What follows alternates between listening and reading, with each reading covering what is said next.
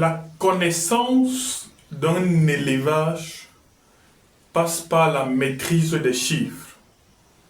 Et ces chiffres sont issus d'une gestion technique rigoureuse. Et il est impossible pour un cuniculteur ou pour un éleveur de faire des améliorations de ses résultats s'il n'a pas la connaissance de certaines valeurs. Aujourd'hui, on va présenter avec une courbe de croissance isolée qu'on a pris au hasard les étapes et les paramètres qui conduisent à l'obtention de l'apéro de pratiquement 900 grammes au bout de 35 jours. Ceci pour qu'on comprenne, pour que nous soyons d'accord que obtenir de l'apéro de 35 jours au sevrage, obtenir de l'apéro de 900 grammes à 35 jours au sevrage n'est pas le fruit du hasard, mais un chemin que l'éleveur doit parcourir depuis la maternité qui se situe à 7 jours avant la mise au bas. Vous allez comprendre pourquoi je dis 7 jours avant la mise au bas. Nous avons une figure isolée. Ici, j'ai les jours. Je vais jusqu'à 35 jours. Ici, j'ai la masse.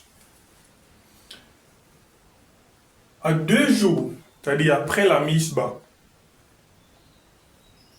vos lapéraux doivent peser entre 72 et 84 grammes. Ça, c'est pour ceux qui n'ont... Je n'ai pas voulu prendre le poids à la mise bas. J'ai laissé 2 jours.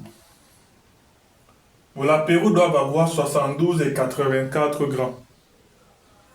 Ce poids est un indicateur de la qualité du début de la lactation. Donc, si à 2 jours, vous n'avez pas cette performance, il y a un problème avec le démarrage de votre lactation. Je voudrais même aller encore plus loin. Il y a eu un problème avec la gestion de la période avant la mise au bas. Donc, vous comprenez que s'il y a déjà des difficultés au 2e jour, vous n'allez pas atteindre le poids requis à 35 jours. Et si vous n'avez pas la connaissance de cet élément, vous n'allez pas mettre sur pied un protocole d'amélioration qu'il faut évaluer au jour 7.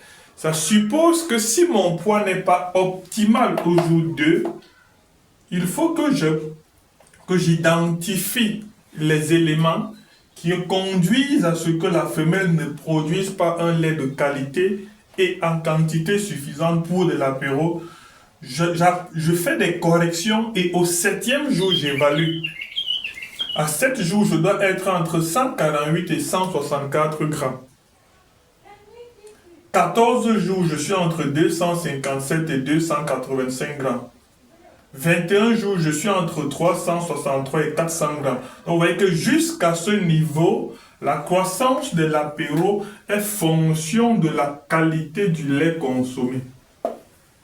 Donc, quels sont les paramètres dans votre environnement qui peuvent conduire la femelle à ne pas produire un lait de qualité?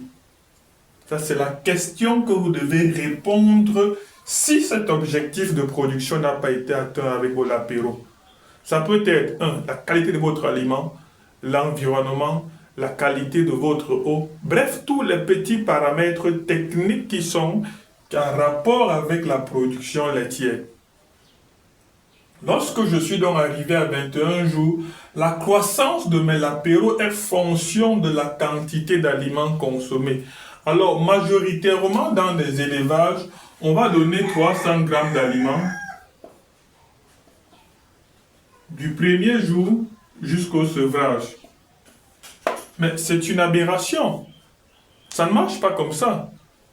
Parce qu'à 21 jours, les lapéraux commencent la consommation alimentaire. La femelle elle-même, elle est déjà gestante. Donc elle est gestante et allaitante. Ses besoins deviennent encore plus grands. Elle doit encore produire plus de lait à 21 jours. Laissons même l'histoire de production de lait. Concentrons-nous uniquement sur leur ration. Vous voyez, vous auriez une femelle pour qui les 300 grammes ne vont même plus suffire à 21 jours. Ça pourra suffire après. Mais 300 grammes, c'est déjà petit pour elle. Si elle a 8 lapéraux, il faut pouvoir évaluer la quantité d'aliments que ces lapéraux doivent consommer. fait plus 300 grammes. Donc, lorsque je vais calculer la ration de l'apéro en fonction de leur poids, il y a une relation qui existe entre le poids de l'animal et sa ration pour de l'apéro. Donc, si par exemple, lorsque je fais le calcul ici, je trouve 30 grammes, s'ils sont 8, ça fait 8 fois, ça fait 240 grammes. Ça suppose que ma ration totale, à partir d'ici, c'est 300 grammes pour la femelle, plus 240 grammes pour l'apéro. Ça fait 540 grammes d'aliments par jour. Vous comprenez que si vous limitez à 300 grammes par jour, il y a un problème. Ces 300 grammes seront partagés entre la femelle et l'apéro. Par conséquent, à 28 jours, vous ne pouvez pas être à ce niveau, c'est-à-dire entre 559 et 617 jours. S'il est donc question de prendre le poids de l'apéro chaque semaine, ça suppose qu'à 28 jours, je vais également prendre le poids de cet apéro, calculer à nouveau leur ration que je vais associer à celle de la femelle. Vous voyez qu'avant d'arriver au sevrage, ma femelle peut se retrouver pratiquement en train de consommer 600 ou alors 700 grammes d'aliments avec cet apéro.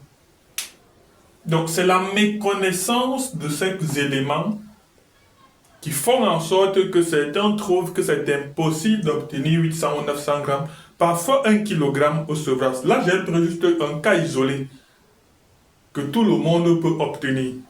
Et vous voyez comment je suis parti de 2 jours jusqu'à 35 jours avec des poids que j'évalue et je mets en place un protocole de correction.